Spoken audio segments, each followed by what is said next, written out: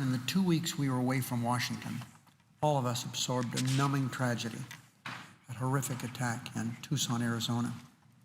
The nation mourned the loss, thanked the heroes, and waited anxiously by a brave Congresswoman's hospital bedside. We continue to wish victims a full and speedy recovery and continue to keep their families in our thoughts. In the days since the Senate last convened, the nation also resumed a debate over the words, the tone, and the metaphors we use here in the Senate, as well as along the campaign trail, on the internet, and over the airwaves.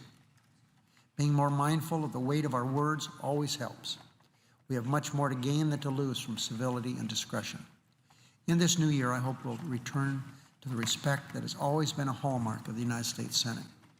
I hope my colleagues will join in renewing our commitment to productive debate.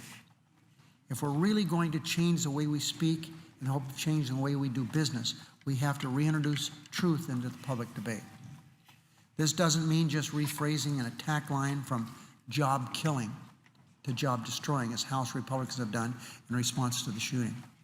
It means that if there's no proof that a policy takes away jobs, if in fact the evidence shows the opposite, we shouldn't pretend any differently.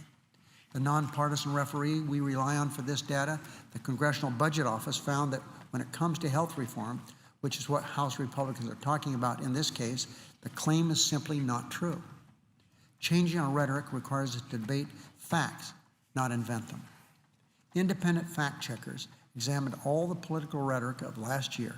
Given the intensity of the legislative debates and the election season, there was a lot to choose from. But one claim stood out above all: the habit of those opposed to health care to call it a government takeover. One of those nonpartisan experts, factcheck.org, called it plainly false. Another, Political Fact, a project of the St. Petersburg, Florida Times, called it the lie of the year. So if we're going to have an honest debate about health reform law we passed last year, retiring the scare tactic would be a good place to start. So finally, Madam President, the American people voted in November for a divided legislative branch of government, a Democratic Senate and a Republican House. They didn't elect houses led by competing political parties because they want us to compete. They did so because they want us to cooperate.